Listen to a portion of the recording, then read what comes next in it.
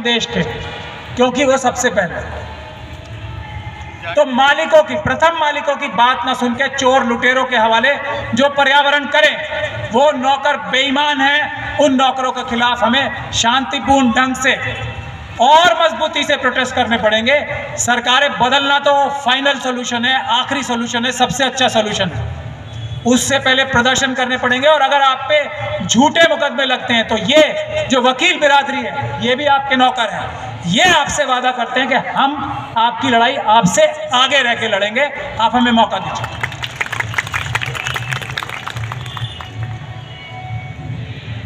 ये है दूसरी बड़ी। उसके बाद है अन्याय, जो पूरे देश के पैसे छीनकर कुछ मुट्ठी भर अपने इंडस्ट्रियलिस्ट दोस्तों को जो सरकारें बांटती आई हैं, और ये सरकार ने तो हद से ज्यादा कर दिया है वो काम। एक अपने मित्र को, अडानी को, दुनिया का सबसे रईस आदमी बनाने के लिए पूरे देश के 85 करोड़ जनता को 5 किलो अनाज का मोहताज बना दिया, एक आदमी की खातिर। और वो आदमी भी इन्हीं का आदमी है। इनको अपनी एक लालच है कि जो हमारे दो महान नेता अपने आप को कहते हैं, महान नेता या महान नौकर जो अपने आप को कहते हैं, मोदी जी और अमित शाह जी, वो उनके ही एक तरह से नुमाइंदे हैं। वो अडानी जी में अपने आप को देखते हैं, इसीलिए उनको दुनिया का सबसे अमीर व्यक्ति बनाने के लिए पूरे देश के बैंकों से उनको पैसे दिलवा दिए हैं, और वो पैसे वापस नहीं करें। आपका और मेरा पैसा है वो, जिसकी बुनियाद पर वो सबसे रईस आदमी बने। तो समाधान क्या है? समाधान तो सभी बता रहे हैं। समाधान ये है कि 10% लोगों ने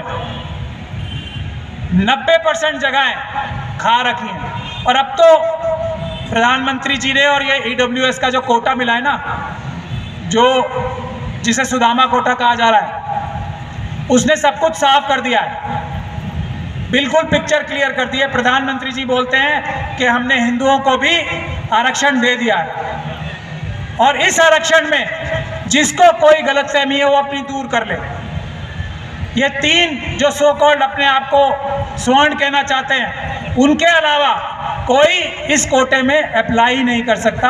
यानी कि हिंदू होने की डेफिनेशन प्रधानमंत्री जी ने क्लियर कर दी है। ये कोटा 10% कोटा हिंदुओं के लिए है, और इसमें सिर्फ 3 समुदाय के लोग ही अप्लाई कर सकते हैं, और कोई इस जो भी रेखा है, लक्ष्मण रेखा के पार ही नहीं जा सकता। तो ये आप लोग समझ लें कि ये 12% लोग हैं, वैसे 12 साढ़े 12%, तो इनका अभी 2.5% अधिकार और बचता है।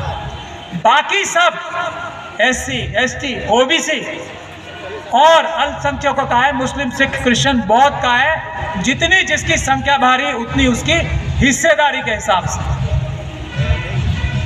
तो ये जो 88% जगहें मुट्ठी भर लोग कब्जा करके बैठे हैं, अभी हमारे बहुत सारे संगठन है ना, बहुत सारी पार्टियां हैं, इनको एक बात समझनी चाहिए कि हम लोगों के पास लोग कम पड़ जाएंगे। 88% जगहें जो खाली होंगी, और वो तुरंत खाली होंगी जैसे ही ईमानदारी की कोई अंबेडकरवाद की सरकार आती है। तो हम लोगों के पास लोग नहीं मिलेंगे कि 88% बिजनेस किसको दें, हम ये नौकरियों पे किसको लगाएं। तो इसीलिए एक होने की जरूरत है। जगह नहीं मिलेगी, मतलब लोग नहीं मिलेंगे, जगहें इतनी होंगी।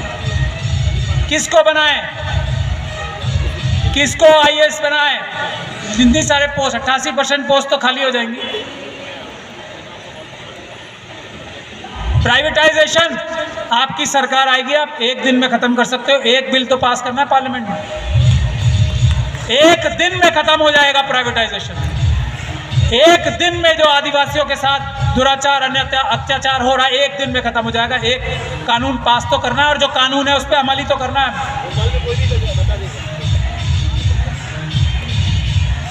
एक दिन में शेड्यूल कास्ट कम्युनिटी के ऊपर अत्याचार बंद हो जाएगा, एक दिन में माइनॉरिटीज के ऊपर अत्याचार बंद हो जाएंगे, एक दिन में।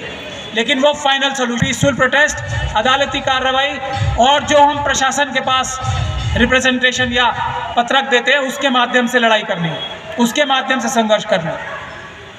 एक आखिरी बात कह के मैं खत्म करना चाहूँगा अपनी बात। एक मध्य प्रदेश का एग्जाम्पल देना चाहता हूँ मैं। मध्य प्रदेश में मेरे ख्याल से जो कम से कम संख्या जनगणना के तौर पे लगाई गई है ट्राइबल्स की 21 साढ़े 21%, नहीं 21 साढ़े सेंसस के हिसाब से लगाई है, वो बहुत कम करके आंकी है इन्होंने जानबूझ के। मध्य प्रदेश का बजट है इस साल का, मैं देख रहा था 2 लाख करीब 80 करोड़ रुपए, 89 करोड़ रुपए। उसी प्रकार से शेड्यूल कास्ट कम्युनिटी की जो संख्या है वो 11 से ऊपर परसेंट है, कुछ 11% से ऊपर, करेक्ट अगर मैं नहीं, मध्य प्रदेश में 11%, 16, हाँ 16% है, 16 सॉरी। तो SC/ST सब प्लान का एक प्रोविजन है जो ये कहता है, ध्यान से सुन ले हमारे सभी आदिवासी भाई भी और शेड्यूल कास्ट के भाई बहन है, आप सब लोग आज की तारीख में करोड़पति हो, आपका हर एक परिवार, में ये बता रहा हूं कैसे।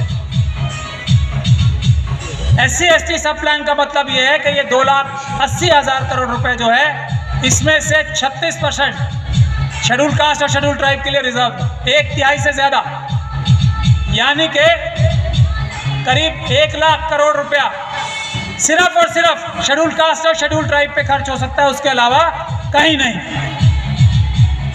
हर साल 1 लाख करोड़ रुपया, और ये 1980 के दशक से ये प्रावधान है। और इसकी मज़ेदार अच्छी बात यह है कि ये अगर इस साल खर्च नहीं होगा, जो सिर्फ और सिर्फ शेड्यूल कास्ट और शेड्यूल ट्राइब भाई बहनों पे खर्च होता है, कहीं और इसमें सड़कें बनाने के लिए खर्च नहीं हो सकता, कॉलेज बनाने के लिए खर्च नहीं हो सकता, अगर बनेंगे तो सिर्फ और सिर्फ शेड्यूल कास्ट शेड्यूल ट्राइब लोगों के लिए, ये और कहीं खर्च ही नहीं हो सकता पैसा। तो 1 लाख करोड़ रुपए हर साल 1980 के दशक से अगर 1 साल में खर्च नहीं हुआ तो बचा हुआ अगले साल जाएगा। देश की किसी भी सरकार ने और मध्य प्रदेश की सरकार ने भी ये पैसा आपका चुरा रखा है, इसको दूसरी जगह पर डाइवर्ट कर रखा है, लेकिन ये डाइवर्ट या कहीं और खर्च ही नहीं हो सकता। तो वो इकट्ठा होके इतना पैसा है मध्य प्रदेश के शेड्यूल कास्ट और शेड्यूल ट्राइब भाइयों के लिए कि हर परिवार करोड़पति परिवार है। चाहिए संघर्ष, आप लोग सड़कों पे उतरो, पीसफुल प्रोटेस्ट करो, हम अदालत में केस डालेंगे, हर परिवार करोड़पति होगा। इससे बड़ा वादा कोई कर सकता है, और हम झूठा वादा नहीं कर रहे। RTI के माध्यम से ये रिपोर्ट भी मंगा रखी है, और ये कानून है, ये सच्चा वादा है, लखपति बनाने का नहीं। आप लोग करोड़पति हो, हर परिवार करोड़पति है। तो बस यही बात पे कह के संघर्ष के लिए तैयार हो जाओ साथियों। अगर आप संघर्ष करोगे तो हर चीज आपके सामने होगी। और डॉक्टर रितु का एग्जाम्पल देके खत्म करना चाहूंगा, इसमें जिस